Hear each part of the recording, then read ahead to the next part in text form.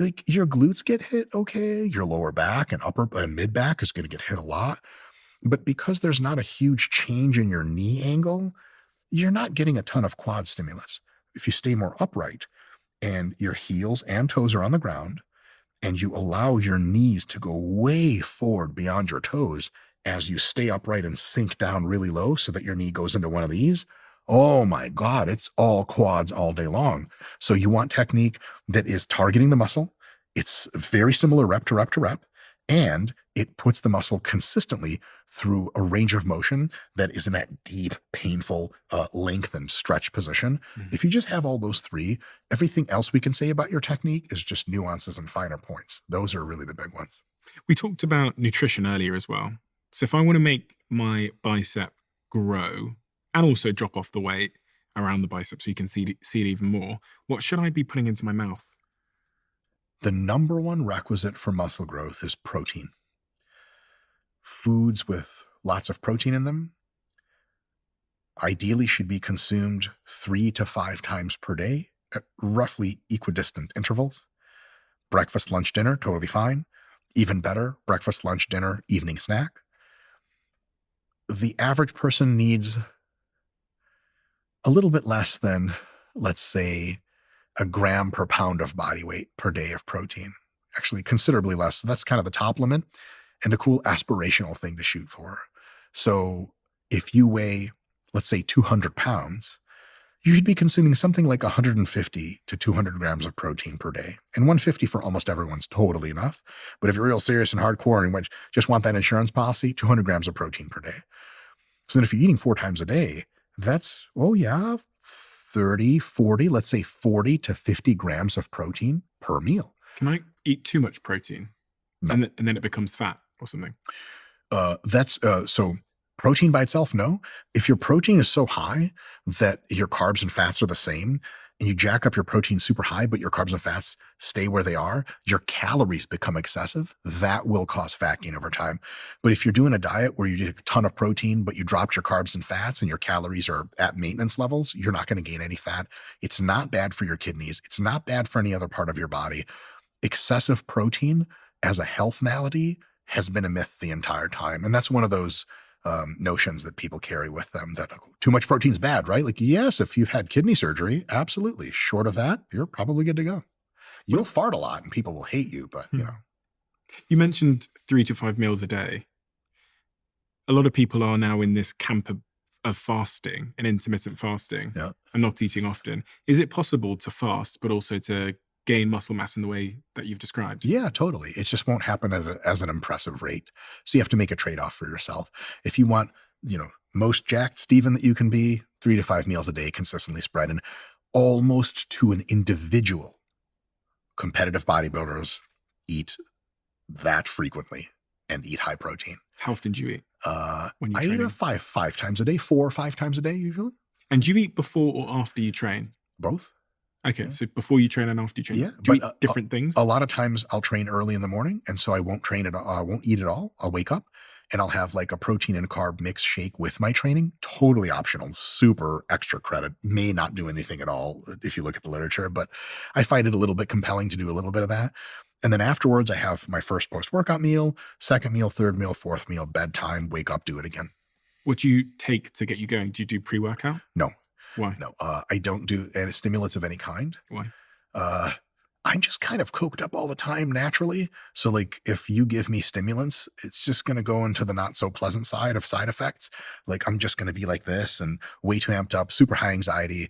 And my thoughts get to be like, I have less fluidity of thinking and stuff. So it's just a lot of me, I guess. And so when I wake up in the morning, I don't need anything to get me going. I just go. And a couple warm-up sets later, I have all the energy I need. That's not everyone. And so some green tea, some black coffee, or some pre-workout 30 minutes before the gym is great advice for a ton of people. I feel like pre-workout can't be healthy if you're doing it 5, 6, 7 times a week, because some of that stuff is so unbelievably strong. Like I've had it before. I've got literally like heart palpitations when I've had a pre-workout, and you talk about anxiety, that anxious feeling. It can't be healthy for people to be doing that frequently. It seems to be quite fine. Now at the extremes, and for some individuals, it's not ideal, but the upper limit dose of caffeine in milligrams per day, at which we can confidently say most people will experience the beginnings of health maladies, is 1,000 milligrams. Mm. And a cup of coffee has, depending on which cup, 50 to 100. Now, some pre-workouts have 250 milligrams of caffeine. Some have 500. Last I checked, Ronnie Coleman's pre-workout has 550 mgs of caffeine per scoop or per serving. And so that's kind of a lot. If I took 550 mgs of caffeine, you don't take me to the gym, just take me right to the hospital, put me in the psychiatric ward. 36 hours later, I'll be okay. But for some people to get so accustomed to high doses of caffeine that it's both not unhealthy for them to consume, and also they feel quite fine. So I would say start with as little as you need to get you going. And if you need to titrate and work up from there, that's a good thing. The other thing I would say is I would have a compelling case for pre-workout or stimulants. If I ask you, like, hey, how much energy do you typically have at the gym? You're like, oh, it's super great. And they're like, should I take pre-workout? I'd be like, no, there's no compelling case for that at all. If you're like, I wake up in the morning, some days I just don't get a ton of sleep, and I need something to get me going. Not every day, but sometimes I'll be like, hey, look, consider green tea, black coffee, some diet soda, or all the way up to pre-workout if you need it. But some people take it kind of as like a religious thing, as a habit, as a ritual. And it's like, dude, you're training your forearms and biceps for 20 minutes total at 9 p.m. You do not need 3 scoops of pre-workout for that. I don't even know where it's going at that point. So some people get a little crazy with the pre-workouts. At the end of the world, it's at best needless. What's your stance on the whole idea of calories in, calories out? A lot of people just focus on that as their sort of their script to lose body weight, lose body fat, and gain muscle. Is that a useful frame to use? And why do so many people fail at it, if it is a useful frame? Most people fail at it because they don't consider both the calories in and calories outside of the equation. And a lot of people fail because they're very bad at estimating food amounts and calories. Someone will say like a tablespoon of peanut butter. Stephen, have you ever actually seen a tablespoon measuring cup? It does not look like mom's tablespoon where she takes the peanut butter and goes, bah! That's like 4 tablespoons. And so like, but I'm eating the calories, blah, blah, blah. Every time you take people into what's called a metabolic ward, which is a study center where you're not allowed to have visitors that bring you food. The workers only give you the food that you need, and all of your exercise and your output is controlled and monitored, and so is your intake. No one has ever violated the laws of thermodynamics. We give you a certain number of calories and we expect you to lose a certain number of weight. There's a variance about that, but you're going to lose the weight that roughly we predict. If we account for all variables, you're going to lose almost exactly the weight that we predict. So calories in, calories out is incontrovertible. And among 90 something percent, 98% of people who do research in the field and are scientifically literate and educated, calories in, calories out is not controversial. It never has been. There are some people who say, well, like calorie counting didn't work for me. That's probably because you did it wrong, or you weren't even concerned about how much protein you're taking in or how many carbs or how many fats. There are other details that matter.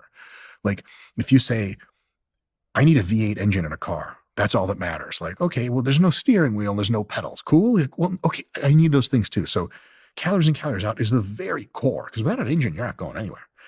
But what types of foods you're eating matters a little bit. Are you getting enough protein, carbs, fats? That matters a bit too. So people like to just bash calorie balance and calories in, calories out as, well, it's totally myth. It doesn't work. No, it works great. It's just not always enough to get you in the best shape you can. But if you do it right, as far as net balance weight gain or weight loss, calories in, calories out is actually the only thing that matters. Tissue-wise, is that gain mostly muscle or mostly fat? Is the loss mostly muscle or mostly fat? That has not so much to do with calories. It has much more to do with proteins, carbs, fats, the quality of food you're eating, nutrient timing, and all the rest of it. So calories in, calories out is amazing, super explanatory, critical, but it's just not the whole picture. And that's really it, I guess, because so many people say they've heard about calories in, calories out, but they fail at maintaining it. Now, that's really about motivation and the psychology of doing such a thing. Some people have said to me that our bodies want to defend our weight. So if we start eating less, we'll become a little bit more hungry. If we go for a run, after the run or after a physical exertion, our body will try and make up for it because it's programmed to try and defend its weight, because Mhm. its weight correlates to our ability to survive. Mhm. Um, why do people fail at it? One of the reasons you said is because they're not actually measuring the calories correctly, but the psychological reasons that it hasn't worked for some people. Can you think of many? Because when people talk Tons, about yeah. calories in and calories out, if you look at the comment sections on those videos, people say, "I've tried this and it didn't work." Okay. So first of all, I typically don't look at comment sections of videos because Mhm. comment section is not representative of the population. It's not representative of the people that watch your videos. It's not representative of the hardcore demographic that watches your videos. So just as a statistical artifact, every single claim by people against calorie balance in that comment section could be true for them, but they represent 1% of the population. So 99% of people, it works just fine. For 1%, they get into some kind of trouble. Usually that trouble is they didn't count calories properly. They didn't account for macronutrient profile, proteins, carbs, fats. They didn't account for nutrient timing or the kinds of foods that they're doing, and so on and so forth. And another one is, like you said, sustainability. How long do I have to count calories for in my life for me to get the body that I want and keep it? Is sure shit not going to be forever. So what I'll do is I'll count calories for a few months. I'll lose a lot of weight. Then I'll go back to eating on vibes and the weight comes right back. Absolutely. So better than just counting calories, what we want to do is instill people with good eating habits. If you learn how to construct meals made of lean proteins, veggies, fruits, whole grains, healthy fats, you know roughly how to see how much food you need and how much food looks at least like it's what you eat per day. If you're checking your body weight relatively often, and when your body weight starts to get a little higher, you kind of clean up your diet a little bit. And when your body weight's nice and low, you get a couple cheat meals, couple kebabs, burgers and stuff. That's all good. If you do that and you have those healthy habits, whatever weight you lost on calorie restriction, you can maintain with very, very little work, not counting a damn thing, just on good habits. But if you counted calories, you do some weird diet where you only eat like two orange slices and protein shakes or something. Yeah, the calorie counting will get you wherever you need to go. But then afterwards, you're like, the diet's over. And you're like, "Okay, so now what do I do?" Like, good luck going out in the world and eating the same diet that got you fat in the first place. That's the big kicker. People might say it takes too much time to count calories. It leads to an unhealthy relationship with food. I think there's a big movement at the moment to try and get calories off menus because it's said to increase the amount of people that have eating disorders and things like that. Is that a conversation worth entertaining in this regard? Sure, sure. Very few people will develop eating disorders based on increases in information they are presented. I would actually call that eating order instead of eating disorder. Most people who get eating disorders are highly at risk genetically and with a few other social circumstances.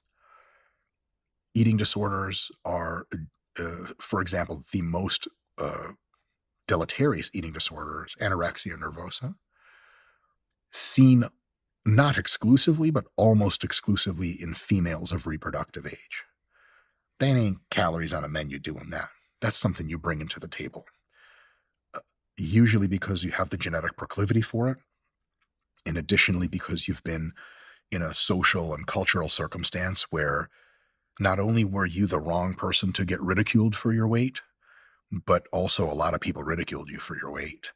And then you go all careening off on this path where no one can even tell you're super skinny anymore because you don't believe it. So the idea that you're going to see a much higher prevalence globally in eating disorders from putting menu calorie labels on things is true by this much at the margins, and is just large.